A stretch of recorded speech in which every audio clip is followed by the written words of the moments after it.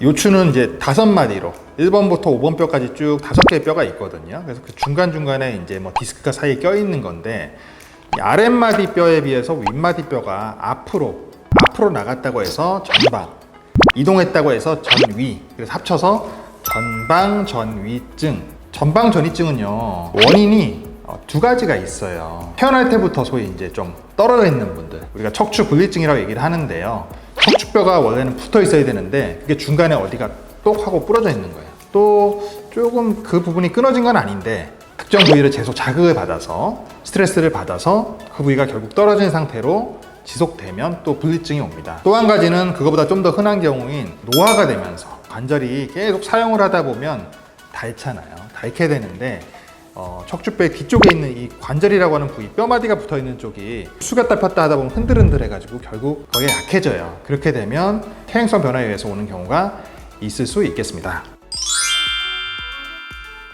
전방전이증은요, 이 흔들리는 정도에 따라서 우리가 단계를 4단계로 구분을 해요.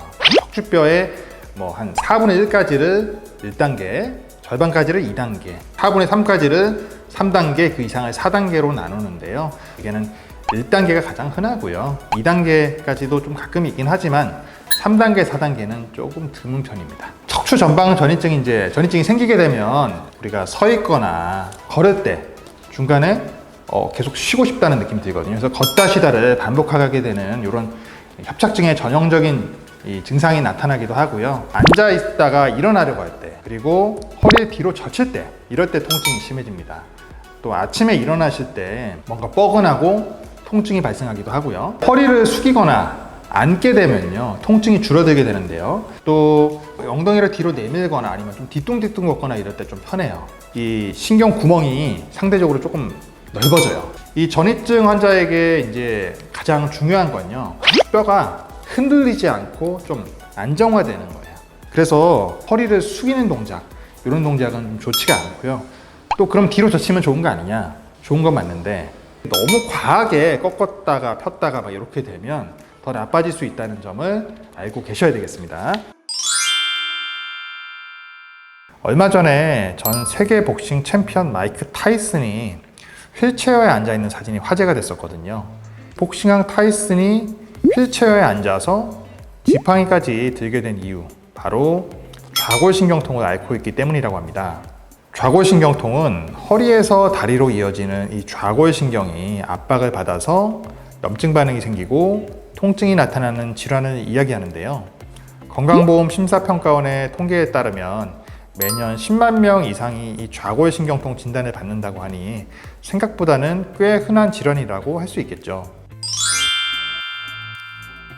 일반적으로 오랜 시간 앉아있는 사무직 직장인이라든지 운전기사, 또 수험생에게 발생하기가 쉽고요. 디스크나 협착증을 앓고 계신 분들도 이 좌골신경통의 발생 비율이 높습니다. 보통은 엉덩이나 다리 뒤쪽이 저리다고 말씀하시고, 심하면 통증과 저림이 이제 아래로 내려와서 종아리라든지 발바닥까지 이어지는 경우도 있습니다. 기본적으로는요, 약물치료나 물치료, 또 주사치료 등을 통해서 증상 호전을 기대해 볼 수 있는데요. 무엇보다 중요한 것은 예방이겠죠. 우선은 허리가 삐뚤어지지 않도록 바르게 앉는 습관을 생활화하시는 게 중요하겠고요. 다리를 꼬거나 또 양반다리를 자주 하는 것도 좋지 않습니다. 갑작스러운 허리 통증으로 병원에 찾으시거든요. 실제로 얼마 전에도 60대 후반의 여자 환자분이 오후 늦게 지방에서 올라오셔서 급히 병원에 찾으셨는데요. 갑자기 어제 저녁부터 허리가 너무 아프시다는 거예요. 이유가 뭘까 말씀을 들어보니 전날 김치통을 들다가 뭔가 빠직하는 느낌이 들고 허리가 아파서 이제 그날은 파스를 붙이고 주무셨어요. 그런데 이제 아침에 일어나 보니까 통증이 너무 심하신 거죠. 실제로 엑스레이랑 MRI를 찍어보니까 이제 요추에 압박골절이 있으셨고요. 골밀도 검사를 해보니 골다공증이 있으셨어요. 결국 골절이 생긴 이 척추뼈에 시멘트를 채워 넣는 시술을 받으셨어요. 김치통을 들다가 척추가 부러져서 내려앉았다? 설마 이게 가능한 일이겠어 하실 텐데 실제로 이런 경우가 결코 특별한 케이스가 아닙니다. 생각보다 정말 많고 자주 있는 일이에요. 특히 50대 이후에 완경을 한 여성의 경우에 호르몬 영향 때문에 골다공증에 취약해진다는 거 알고 계시죠? 과장이 아니라 골다공증이 진짜 심한 경우에는 기침이나 재채기에도 압박골절이 발생할 수 있습니다. 더 놀라운 것은 아파서 바로 병원에 찾아오시는 경우도 있지만 아예 모르고 계시다가 나중에 허리뼈에 변형이 오고 또 척추 후만증으로 이어진 뒤에야 뒤늦게 병원을 찾는 경우도 많다는 거죠. 어떻게 뼈가 부러졌는데 모를 수 있냐고 의아해 하실 수 있는데요. 실제 척추 압박골절이 생겨서 병원을 찾는 분들이 가장 놀라워하는 분이 바로 제가 지금 허리가 뼈가 부러졌는데 이렇게 걸을 수 있다고요? 척추 압박골절이 와도 걸을 수 있습니다. 다리나 팔처럼 하나의 뼈로 이루어진 구조가 아니기 때문에 척추는 여러 개의 마디로 이루어져 있고요. 주변 근육들이 받쳐주고 있기 때문에 골절이 된다고 하더라도 통증이 심할 수는 있지만 걸을 수는 있어요. 그러니 심하지 않은 가벼운 골절의 경우에는 본인 뼈가 부러진 줄도 모르고 그냥 생활하시게 되는 거죠. 척추측만증 또 들어보셨을 겁니다. 소위 꼬부랑할머니라고 하죠. 퇴행성 요추 후만증, 이런 부분들에 대한 내용을 오늘 한번 짚고 넘어가 보도록 하겠습니다. 측만증은 성장기 청소년, 여성에게서 많이 나타날 수 있는 척추 변형 질환인데요. 20세 미만의 아동이라든지 청소년에서 차지하는 비율이 약 40% 정도에 이릅니다. 정면에서 봤을 때 척추가 똑바르지 않고 C자 모양 또는 S자로 이렇게 휘어져서 몸이 좌우 또는 앞뒤로 이렇게 틀어져서 변형이 된 상태가 됩니다. 척추가 10도 이상 옆으로 이제 휘어져 있는 경우에 우리가 척추 측만증으로 진단을 합니다. 그럼 이제 측만증이 어떻게 있는지, 내가 있는 건지 확인해 볼 수 있는 방법.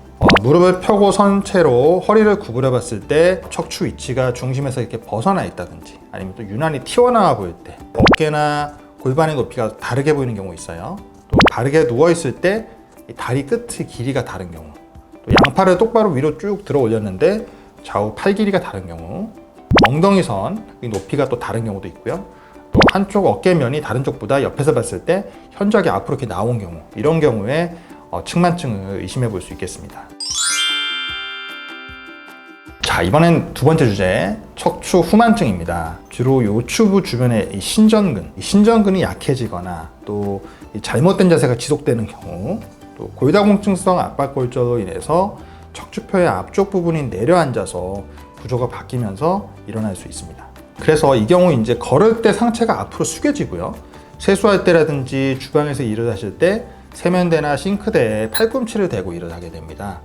누워있을 때 또 허리 통증이 심하고요. 언덕이라든지 계단을 오르는 게 힘들어집니다. 고령의 환자에서 척추 후만증이 특히 중요한 이유는요. 후만증이 진행되면 척추에 받는 하중이 이제 분산이 되지 않아서 점점 더 그 정도가 심해지기 때문인데요. 간혹 이제 척추 협착증 또 뭐 디스크 이런 부분들 때문에 수술을 하는 경우에 이 전체적인 척추 구조를 교정해주지 않고 특정 마디의 이 협착만 해결하는 경우에 인접분절로 진행이 되면서 이 후만이 점점 더 진행할 수 있어서 치료 시 상당히 주의가 필요합니다. 원인을 잘 찾고 그에 맞는 생활습관 교정, 그리고 더불어서 운동, 굉장히 중요하거든요. 미리 체크해 보시고 건강한 척추 생활 누리시기 바랍니다. 시청해 주셔서 감사합니다.